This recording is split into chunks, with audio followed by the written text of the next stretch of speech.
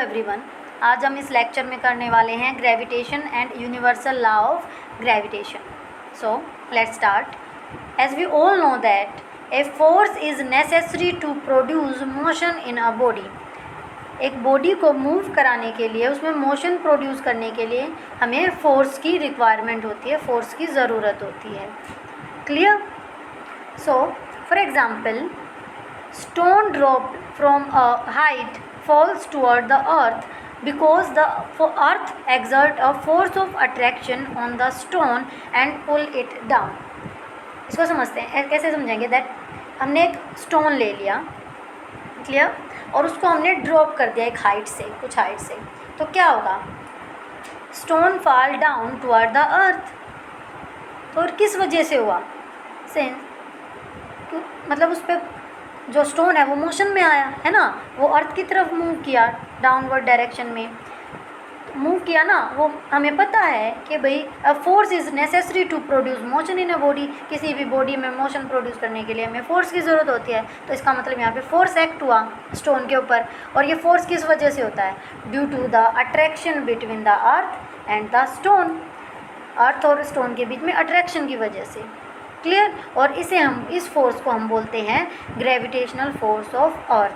सो ये एग्जांपल हमें क्या बताता है? देख, जो अर्थ है वो एक फोर्स ऑफ अट्रैक्शन एक्सर्ट करती है स्टोन की वजह से और उसको अपनी तरफ डाउनवर्ड डायरेक्शन में खींचती है.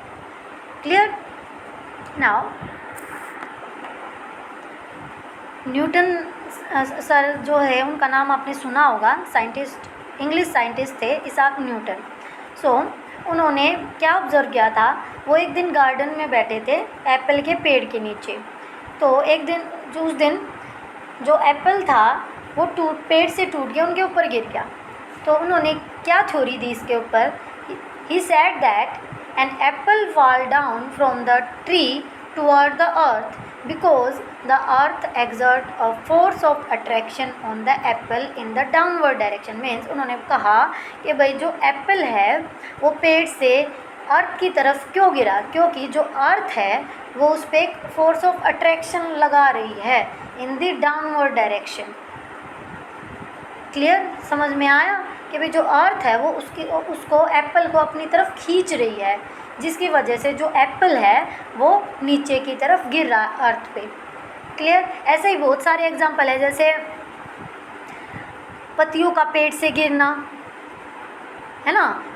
तो ये जो फोर्स होती, इस फोर्स को हम बोलते हैं ग्रेविटेशनल फोर्स ऑफ अर्थ. इसको हम डिफाइन कैसे कर सकते हैं? That the force with which the earth pulls the object toward it is called the gravitational force of अर्थ और ग्रेविटी. मतलब वो फोर्स जिसकी हेल्प से जो अर्थ है हर ऑब्जेक्ट को अपनी तरफ खींचती है, पुल करती है, उस फोर्स को हम बोलते हैं gravitational force of earth. There are so many example of gravitational force of earth. For example, rain falling to the earth, flow of water in the rivers. बहुत सारे एग्जाम्पल हैं. Clear? So now according to Newton, every object in this universe attract every other object with a certain force that is called gravitational force. Newton sir क्या बोलते हैं? That जो universe के अंदर हर object एक दूसरे को क्या करता है? अट्रैक्ट करता है एक फोर्स की हेल्प से, और उस फोर्स को हम बोलते हैं ग्रेविटेशनल फोर्स. क्लियर?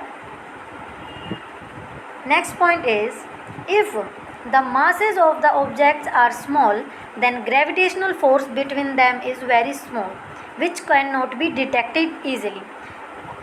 उन्होंने कहा कि भाई अगर कोई भी ऑब्जेक्ट हैं उनका मास जो है स्मॉल है, बहुत कम है, तो उनके बीच में जो ग्रेविटेशनल फोर्स होगी वो भी क्या होगी? कम होगी, और उसको डिटेक्ट कर पाना ईजी नहीं होगा.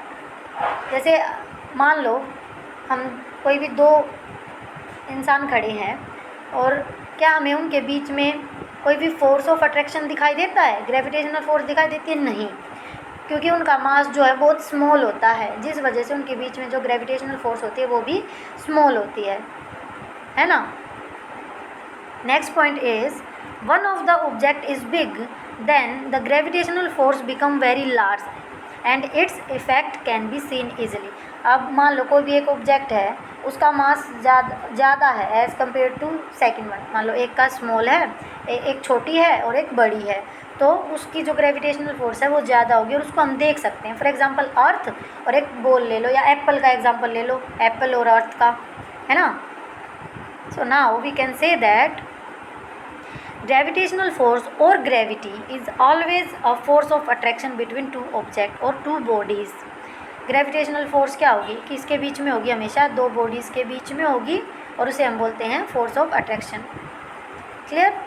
Now we are going to discuss about universal law of gravitation. I hope कि भाई आपको ग्रेविटेशनल फोर्स का जो पॉइंट है वो सारे क्लियर हो गए होंगे. ग्रेविटेशनल फोर्स समझ में आ गया होगा क्या होता है और किस किस के बीच में ये होती है. क्लियर. अब हम पढ़ेंगे universal law of gravitation. So the universal law of gravitation was given by Newton. Newton ने इस लॉ को दिया था, इसी वजह से इसे हम बोलते हैं, इसे बोलते हैं न्यूटन्स लॉ ऑफ ग्रेविटेशन भी बोलते हैं. So according to universal law of gravitation, every body in the universe attract every other body with a force which is directly proportional to the to the product of their masses and inversely proportional to the square of the distance between them.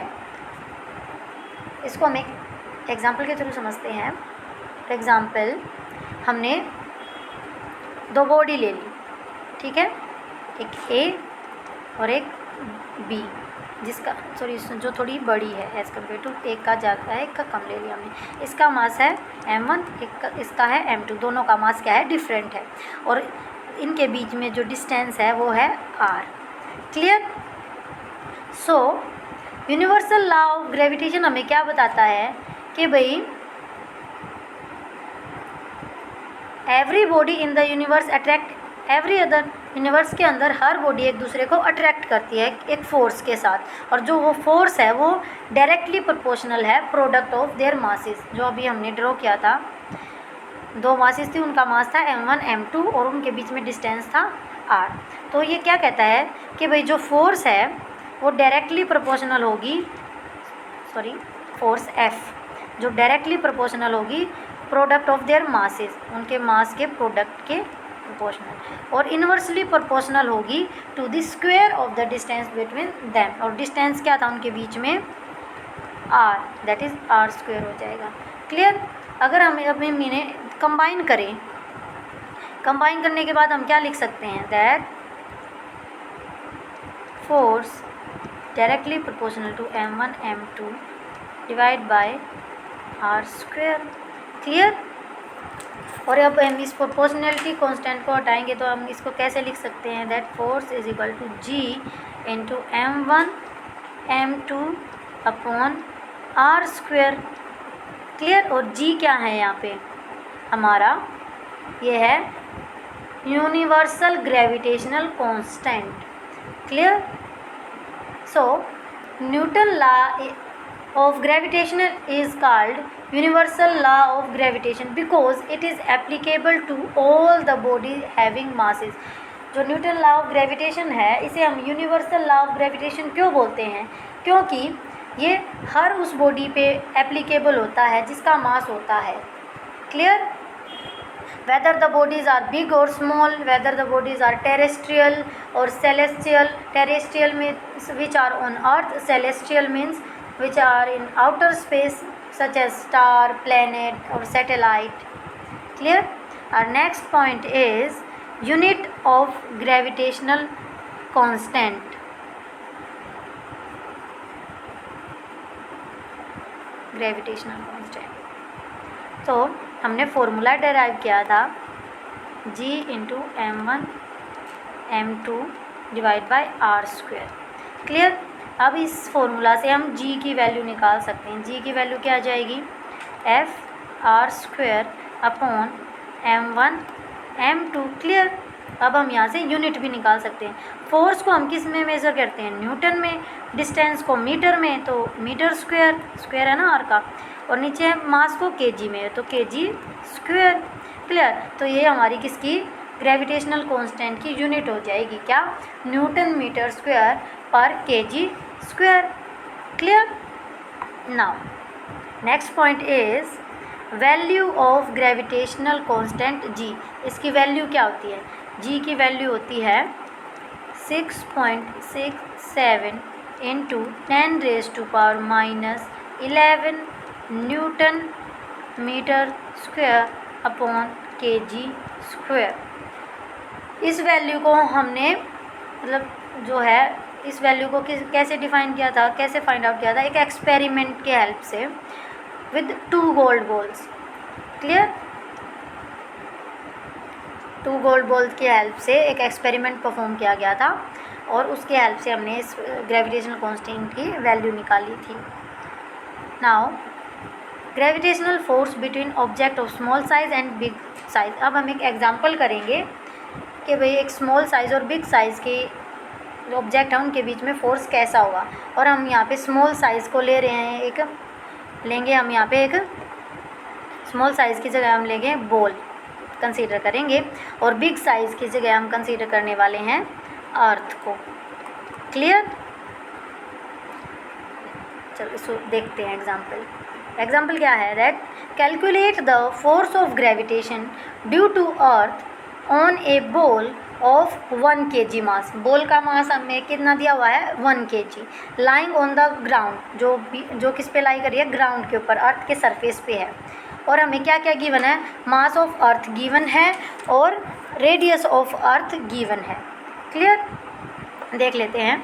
मान लो ये अर्थ है, sorry ये अर्थ है। Clear. ये centre है अर्थ का और हमें क्या गिवन है, अर्थ की रेडियस गिवन है। क्लियर। और जो बॉल है वो कहाँ पे रखी हुई है, इसके सरफेस पे है। ठीक है। और बॉल का मास है 1 kg और हमें अर्थ का मास पता है। क्लियर है। मान लो बॉल का मास m1 है और अर्थ का मास m2 है। क्लियर। और जो ये r है, जो रेडियस है, वो यहाँ पे डिस्टेंस का काम करेगी। क्लियर। चलिए करते हैं। हमें क्या क्या गिवन है पहले वो लिख लेते हैं। हमें क्या गिवन है, हमारे पास फॉर्मूला क्या होता है फोर्स का, force is equal to G into m1 m2 divide by r square. और यहाँ पे m1 किसको मानना है, हमने बॉल का मास, दैट इज़ 1 kg है ना। और m2 हमने माना है अर्थ का मास। अर्थ का मास क्या है यहाँ पे 6 इंटू 10⁻², 24 kg। क्लियर। और g की वैल्यू क्या होती है 6.67 इंटू 10⁻⁻11 न्यूटन मीटर स्क्वायर पर केजी स्क्वायर। क्लियर। यहाँ पे हम 6.67 की जगह कभी कभी 6.7 भी ले लेते हैं। क्लियर। नाउ और आर जो हमारा डिस्टेंस है that is radius of earth, वो क्या है हमें किलोमीटर में गिवन है, बट हम केस में कन्वर्ट कर लेंगे उसको मीटर में। क्लियर। तो मीटर में कन्वर्ट करने के बाद हमारे पास क्या आ जाएगी, आर की वैल्यू 6.4 इंटू 10⁻6 मीटर। अब हमारे पास ये चारों चीज़ें हैं, चारों वैल्यूज़ हैं और उसको इस फॉर्मूला में पुट कर देंगे।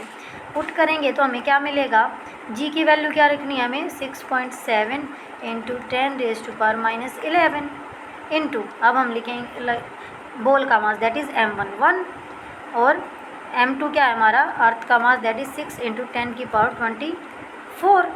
Clear. Now R square, R क्या है हमारा 6.4 इंटू 10⁻6 और इस पूरे का स्क्वायर।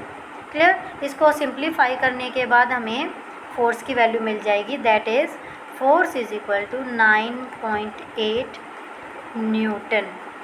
ये वो फोर्स है जो अर्थ लगाएगी 1 kg की बॉल पे।